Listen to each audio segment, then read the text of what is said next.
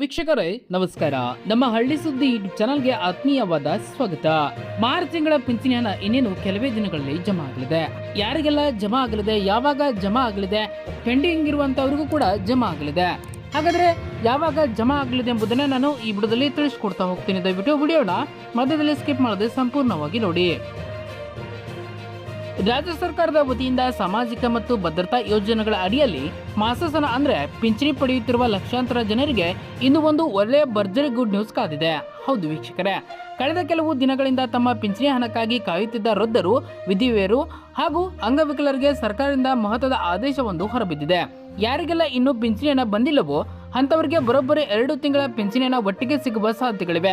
ಹಾಗಾದ್ರೆ ಹಣ ಯಾವಾಗ ಜಮಾ ಆಗುತ್ತೆ, ಯಾವ ಯೋಜನೆಗಳಿಗೆ ಹಣ ಬಿಡುಗಡೆ ಆಗಿದೆ ಎಂಬ ಸಂಪೂರ್ಣ ಮತ್ತು ನಿಖರವಾದ ಮಾಹಿತಿಯನ್ನು ನಾನು ಈ ವಿಡಿಯೋದಲ್ಲಿ ನಾವು ನಿಮಗೆ ತಿಳಿಸ್ಕೊಡ್ತಾ ಹೋಗ್ತೀವಿ. ದಯವಿಟ್ಟು ವಿಡಿಯೋನ ಎಲ್ಲಿಯೂ ಕೂಡ ಮಧ್ಯದಲ್ಲಿ ಸ್ಕಿಪ್ ಮಾಡದೆ ಸಂಪೂರ್ಣವಾಗಿ ನೋಡಿ. ಹಾಗೆ ನೀವು ನಮ್ಮ ಚಾನೆಲ್ ಅನ್ನ ಸಬ್ಸ್ಕ್ರೈಬ್ ಆಗಿಲ್ಲ ಅಂತಂದ್ರೆ ಈ ಕೂಡಲೇ ಸಬ್ಸ್ಕ್ರೈಬ್ ಆಗಿ ಹಾಗೆ ಬೆಲ್ ಐಕಾನ್ ಕ್ಲಿಕ್ ಮಾಡಿ ಆಲ್ ಅಂತ ಸೆಲೆಕ್ಟ್ ಮಾಡಿ. ವೀಕ್ಷಕರೇ, ನಿಮ್ಮೆಲ್ಲರೂ ಕೂಡ ತಿಳಿದಿರುವಂತಹ ಕರ್ನಾಟಕದ ರಾಜ್ಯ ಸರ್ಕಾರದ ಕಂದಾಯ ಇಲಾಖೆಯ ವತಿಯಿಂದ ಸಂಧ್ಯಾ ಸುರಕ್ಷಾ ಯೋಜನೆ, ಇಂದಿರಾ ಗಾಂಧಿ ರಾಷ್ಟ್ರೀಯ ವೃದ್ಧಾಪ್ಯ ವೇತನ, ವಿಧವಾ ಪಿಂಚಣಿ ಹಾಗೂ ಮೈತ್ರಿ ಯೋಜನೆ ಮತ್ತು ಅಂಗವಿಕಲರ ಪಿಂಚಣಿ ಸೇರಿದಂತೆ ಹಲವಾರು ಮಾಸಾಸನಗಳನ್ನ ಪ್ರತಿ ತಿಂಗಳು ನೇರವಾಗಿ ಫಲಾನುಭವಿಗಳ ಬ್ಯಾಂಕ್ ಖಾತೆಗೆ ಜಮಾ ಮಾಡಲಾಗ್ತಾ ಇದೆ. ಸಾಮಾನ್ಯವಾಗಿ ಪ್ರತಿ ತಿಂಗಳು 10 ರಿಂದ 15ನೇ ತಾರೀಕಿನ ಒಳಗಾಗಿ ಫಲಾನುಭವಿಗಳ ಖಾತೆಗೆ ಈ ಹಣ ಯಾವುದೇ ತಡೆತಡೆ ಇಲ್ಲದೆ ಕ್ರೆಡಿಟ್ ಆಗುತ್ತಿತ್ತು. ಕಳೆದ ಜನವರಿ ಮತ್ತು ಫೆಬ್ರವರಿ ತಿಂಗಳಲ್ಲೂ ಕೂಡ ಇದೇ ರೀತಿ ಸರಿಯಾದ ಸಮಯಕ್ಕೆ ಹಣ ಪಾವತಿ ಆಗುತ್ತಿತ್ತು. ಆದರೆ ಮಾರ್ಚ್ ತಿಂಗಳ ಪಿಂಚಣಿಯನ್ನು ಪಡೆಯಲು ಮಾತ್ರ ಫಲಾನುಭವಿಗಳು ಸ್ವಲ್ಪ ಹೆಚ್ಚು ದಿನಗಳ ಕಾಲ ಕಾಯಬೇಕಾಯಿತು. ಇದಕ್ಕೆ ಮುಖ್ಯ ಕಾರಣವೇನಪ್ಪಾ ಅಂತಂದ್ರೆ ಮಾರ್ಚ್ ತಿಂಗಳ ಅಥವಾ ಆರ್ಥಿಕ ವರ್ಷದ ಕೊನೆಯ ತಿಂಗಳಾಗಿದೆ. ಈ ಸಮಯದಲ್ಲಿ ಸರ್ಕಾರದ ಬೊಕ್ಕಸದಿಂದ ಬಿಡುಗಡೆ ಆಗುವ ಎಲ್ಲ ಅನುದಾನಗಳು ಲೆಕ್ಕಾಚಾರ, ಬ್ಯಾಂಕ್ಗಳ ಆಡಿಟಿಂಗ್ ಪ್ರಕ್ರಿಯೆಗಳು ಹಾಗೂ ಸರ್ವರ್ ಅಪ್ಡೇಟ್ಗಳ ಕಾರ್ಯಗಳು ನಡೆಯುತ್ತಿವೆ. ಇದರ ಜೊತೆಗೆ ರಾಜ್ಯ ಸರ್ಕಾರದಿಂದ ಕೆಲವು ಪಿಂಚಣಿ ಯೋಜನೆಗಳ ಪರಿಷ್ಕರಣೆ ಕಾರ್ಯ ಕೂಡ ನಡೆದಿದ್ದರಿಂದ ತಾಂತ್ರಿಕ ಕಾರಣಗಳಿಂದ ಮಾರ್ಚ್ ತಿಂಗಳ ಹಣ ಬಿಡುಗಡೆ ಆಗುವುದು ಕೂಡ ಕೊಂಚ ವಿಳಂಬವಾಗಿದೆ. ಈ ವಿಳಂಬದಿಂದ ಆತಂಕಗೊಂಡಿದ್ದ ರಾಜ್ಯದ ಲಕ್ಷಾಂತರ ಜನಸಾಮಾನ್ಯರಿಗೆ ಇದೀಗ ನೆಮ್ಮದಿಯ ಸುದ್ದಿ ಸಿಕ್ಕಿದೆ. ಆರ್ಥಿಕ ವರ್ಷದ ಅತ್ಯಂತ ಪ್ರಕ್ರಿಯೆಗಳು ಮುಕ್ತಾಯಗೊಂಡಿವೆ. ತಕ್ಷಣವೇ ಅಂದರೆ ಏಪ್ರಿಲ್ 1 ಮತ್ತು 2ನೇ ತಾರೀಕಿನಿಂದಲೇ ಸರ್ಕಾರವು ಖಜಾನೆಯಿಂದ ಪಿಂಚಣಿ ಹಣವನ್ನು ಬಿಡುಗಡೆ ಮಾಡಲು ಶುರು ಮಾಡಿದೆ. ಕಳೆದ 2 ದಿನಗಳಿಂದ ರಾಜ್ಯದ ನಾನಾ ಜಿಲ್ಲೆಗಳ ಸಾವಿರಾರು ಫಲಾನುಭವಿಗಳ ಬ್ಯಾಂಕ್ ಖಾತೆಗಳಿಗೆ ಹಣ ಯಶಸ್ವಿಯಾಗಿ ಕ್ರೆಡಿಟ್ ಆಗಿದೆ. ಈಗಾಗಲೇ ಅನೇಕ ವೀಕ್ಷಕರು ತಮ್ಮ ಮೊಬೈಲ್ನಲ್ಲಿ ಬಂದಿರುವ ಬ್ಯಾಂಕ್ ಮೆಸೇಜ್ಗಳನ್ನು ನೋಡಿ ಖುಷಿಪಟ್ಟಿದ್ದಾರೆ. ಇಷ್ಟಾಗಿ ಕೂಡ ಇನ್ನೂ ಸುಮಾರು 10 ರಿಂದ 20% ಜನರಿಗೆ ತಾಂತ್ರಿಕ ದೋಷಗಳಿಂದ ಅಥವಾ ಬ್ಯಾಂಕ್ ಸರ್ವರ್ ಸಮಸ್ಯೆಯಿಂದ ಮಾರ್ಚ್ ತಿಂಗಳ ಹಣ ಜಮಾ ಆಗುವುದು ಬಾಕಿ ಉಳಿದಿದೆ. ನಿಮ್ಮ ಖಾತೆಗೆ ಕೂಡ ಹಣ ಬಂದಿಲ್ಲವೆಂದು ನೀವು ಚಿಂತೆ ಮಾಡುವ ಅಗತ್ಯವಿಲ್ಲ. ಸರ್ಕಾರವು ಹಂತ ಹಂತವಾಗಿ ಹಣವನ್ನು ಜಮಾ ಮಾಡುತ್ತಿರುವುದರಿಂದ ಇಂದು ಅಥವಾ ನಾಳೆಯೊಳಗೆ ಬಾಕಿ ಉಳಿದಿರುವ ಎಲ್ಲರೂ ಕೂಡ ಮಾರ್ಚ್ ತಿಂಗಳ ಹಣ 100ಕ್ಕೆ 100ರಷ್ಟು ಖಚಿತವಾಗಿ ಜಮಾ ಆಗಲಿದೆ. ಇನ್ನು ಬಹಳಷ್ಟು ಜನರ ಮುಂದಿರುವ ಅತಿ ದೊಡ್ಡ ಪ್ರಶ್ನೆ ಏನಪ್ಪಾ ಅಂತಂದ್ರೆ ಮಾರ್ಚ್ ತಿಂಗಳ ಹಣವೇ ತಡವಾಗಿದೆ.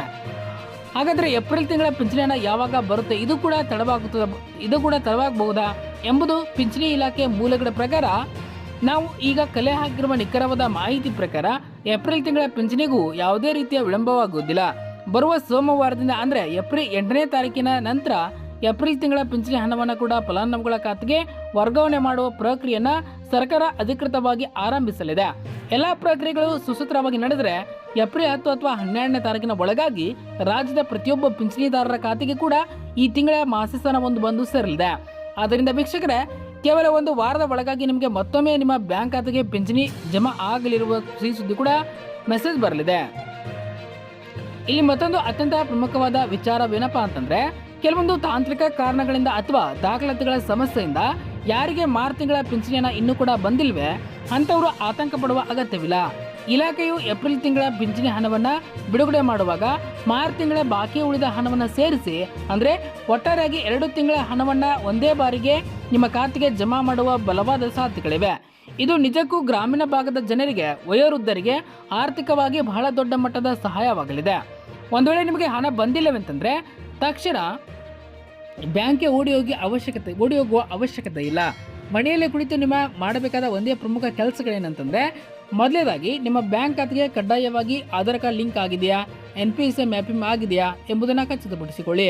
ಏಕೆಂದರೆ DBT ಮೂಲಕ ಹಣ ಜಮಾ ಆಗಿರುವುದರಿಂದ ಆಧಾರ್ ಲಿಂಕ್ ಇಲ್ಲದಿದ್ದರೆ ಹಣ ಬರುವುದಿಲ್ಲ. ಎರಡನೇದಾಗಿ ಬ್ಯಾಂಕ್ ಪಾಸ್ಬುಕ್ ಎಂಟ್ರಿ ಮಾಡಿಸುವಾಗ ನಿಮ್ಮ ನೋಂದಾಯಿತ ಮೊಬೈಲ್ ಸಂಖ್ಯೆಗೆ ಯಾವುದಾದರೂ ಮೆಸೇಜ್ ಬಂದಿದೆಯಾ ಎಂದು ಒಮ್ಮೆ ಪರಿಶೀಲಿಸಿ. ಪೋಸ್ಟ್ ಆಫೀಸ್ ಮೂಲಕ ಹಣ ಪಡೆಯುವವರು ತಮ್ಮ ಪೋಸ್ಟ್ಮ್ಯಾನ್ ಅವರನ್ನು ವಿಚಾರಿಸಬಹುದು. ವೀಕ್ಷಕರೇ, ಇದಾಗಿತ್ತು ಪಿಂಚಣಿ ಹಣ ಜಮಾವಣೆಗೆ ಸಂಬಂಧಿಸಿದ ಇವತ್ತಿನ ಮುಖ್ಯವಾದ ಅಪ್ಡೇಟ್ ಆಗಿದೆ. ಈ ಮಾಹಿತಿ ಪ್ರತಿಯೊಬ್ಬರಿಗೂ ಕೂಡ ತಲುಪುವಂತೆ ಮಾಡಲು ದಯವಿಟ್ಟು ಈ ವಿಡಿಯೋನ ನಿಮ್ಮ ವಾಟ್ಸಪ್ ಗ್ರೂಪ್ಗಳಲ್ಲಿ ಸ್ನೇಹಿತರಿಗೆ ಶೇರ್ ಮಾಡಿ. ಅಂದಾಗೆ ನಿಮಗೆ ಕಳೆದ ತಿಂಗಳ ಪಿಂಚಣಿ ಹಣ ಬ್ಯಾಂಕ್ ಖಾತೆಗೆ ಬಂದಿದೆಯಾ ಅಥವಾ ಇಲ್ವಾ, ನೀವು ಯಾವ ಜಿಲ್ಲೆಯಿಂದ ನಮ್ಮ ವಿಡಿಯೋನ ನೋಡ್ತಾ ಇದ್ದೀರಾ ಎಂಬುದನ್ನು ಮರೆಯದೆ ಕೆಳಗೆ ಕಮೆಂಟ್ ಬಾಕ್ಸಲ್ಲಿ ತಿಳಿಸಿ.